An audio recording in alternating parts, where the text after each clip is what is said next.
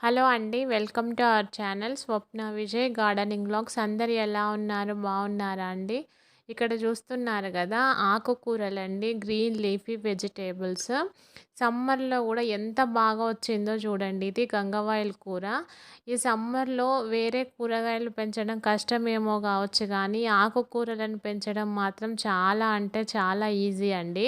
ఇక్కడ చూపిస్తున్న నేను ఇక్కడ గ్రో బ్యాగ్ ఉంది కదండి. ఇలాంటి గ్రో బ్యాగ్‌లు మనము 2-3 వరకు తెచ్చుకున్నామంటే, ఒక దాంట్లో పాలకూర, ఒక దాంట్లో ఈ గంగవాయిల్ కూర, ఒక దాంట్లో చుక్కకూర వేసుకుంటే మనకు వీక్‌కి ఒక 2 టైమ్స్ అయినా గానీ ఆకుకూరలు వస్తాయండి. ఈ సమ్మర్‌లో గ్రీన్ లీఫీ వెజిటేబుల్స్, ఆకుకూరల కన్నా మంచి హెల్తీ ఫుడ్ ఏముంటుంది చెప్పండి?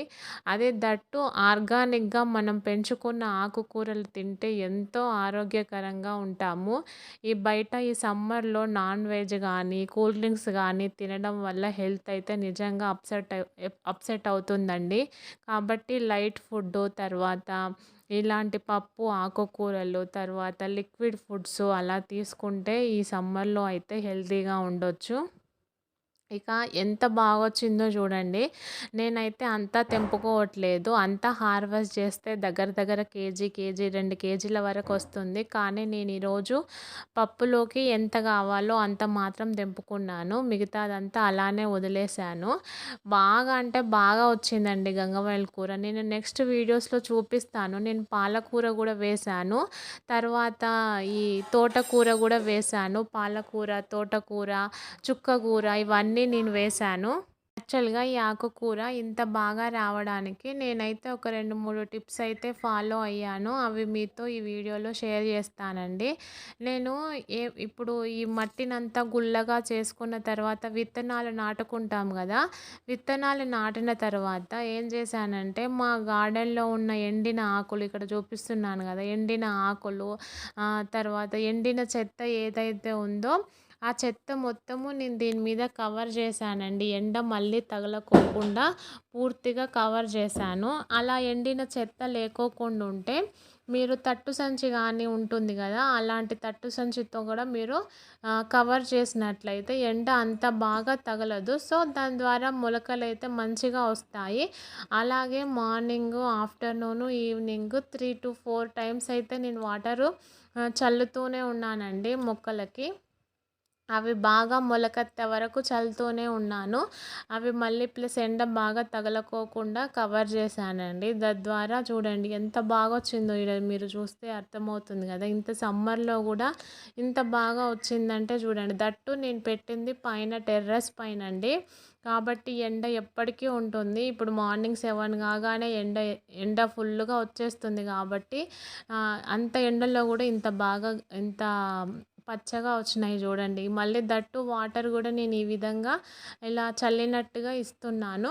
ఇచ్చి మళ్ళీ తర్వాత వాటర్ పోస్తానండి. వాటికి సఫిషియెంట్‌గా ఎంత కావాలో అంత వాటర్ అయితే పోస్తాను. ఈ విధంగానైతే గంగవాయల కూరను పెంచాను. ఇందులో గడ్డి కూడా ఉంది. కొంచెం కొంచెంగా తీసేసినాను.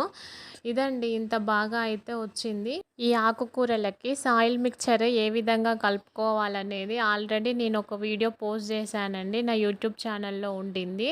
అయితే ఈ ఆకుకూరలకి ఎక్కువగా ఒక 50% వరకు కంపోస్ట్ ఉండేలాగా చూసుకోండి. దానివల్ల ఏమవుతుందంటే, ఇంకా మళ్ళీ మనము మొలకెత్తినాక కూడా ఎలాంటి ఫెర్టిలైజర్స్ ఏమి ఇవ్వవలసిన అవసరం ఉండదు. మనం ఈజీగా 2-3 టైమ్స్, 4 టైమ్స్ మనము ఆకుకూరలనైతే హార్వెస్ట్ చేసుకోవచ్చు. ఎందుకంటే మట్టిలో ఉన్న పోషకాలే సరిపోతుంది. సో, 50% వరకైతే ఏదైనా మెన్యూర్ కంపోస్ట్ గానీ, లేదా ఆవు పేడ గానీ, తర్వాత మాగిన పశువుల ఎరువు గానీ, కిచెన్ వేస్ట్ కంపోస్ట్ గానీ, ఏదైనా కంపోస్ట్ అయితే తీసుకోండి 50% వరకు.